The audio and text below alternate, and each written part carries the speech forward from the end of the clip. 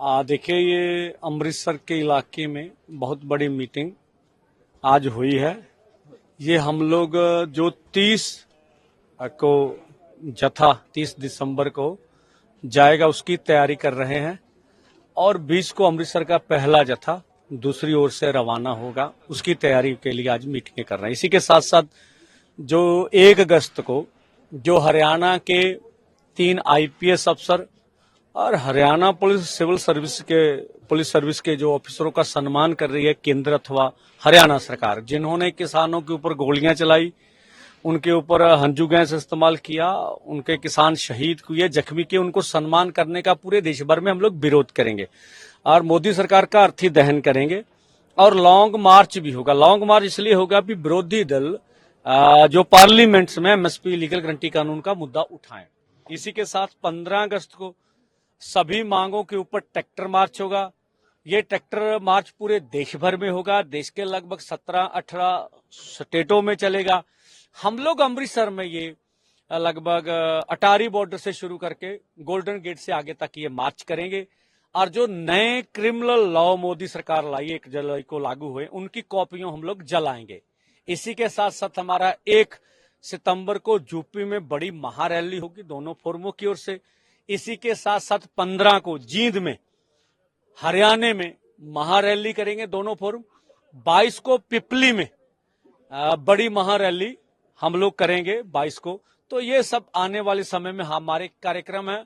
शंभू का मोर्चा आने वाले समय में और मजबूत करेंगे, बढ़िया करेंगे। हाँ, देखिए, जहां तक अभी मोदी सरकार ने बजट पेश किया और अभी नीति आयोग की मीटिंग हुई, तो लगभग विपक्ष के मुख्यमंत्री तो उसमें शामिल नहीं हो सके। इसका चलो हमें कोई लेना देना है, पर जो नीति बन रही है वो कारपोरेट के पक्ष में बन रही है। आप देखिए, कारपोरेट टैक्स इस बार 17% था। जो साधारण व्यक्ति से 15 से 20 के बीच थे, उनको 30% का स्लैब है उनका, और कारपोरेट का 17% का। हम कहते हैं कि लगभग कारपोरेट को 60% टैक्स लगना चाहिए। उस टैक्स का उपयोग खेती बाड़ी में करना चाहिए, लघु उद्योग को देना चाहिए, देश की बेरोजगारी खत्म करने के लिए करना चाहिए। ऐसा हमारी सरकार कर नहीं रही। खेती में बहुत बड़ा संकट है जिससे हम जूझ रहे हैं। आशा करते हैं सरकार खेती के लिए, अच्छाई के लिए जो कदम उठाए।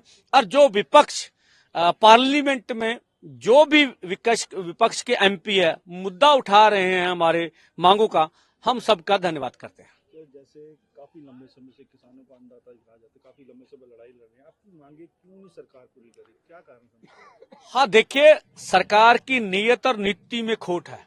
सरकार नहीं चाहती कि खेती का संकट हल हो। सरकार कारपोरेट के पक्ष में नीतियां में चल रही है। और देखिए, अगर किसान की बात नहीं सुनी गई, उसका सम्मान नहीं किया गया, तो मोदी सरकार ने बहुत बड़ा सियासी नुकसान उठाया है।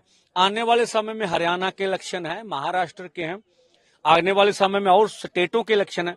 अगर हमारी बात नहीं सुनती है मोदी सरकार, तो देश के किसान मजदूर इसके बारे में सोचेंगे कि इस तरह की सरकार हमें चाहिए या नहीं चाहिए।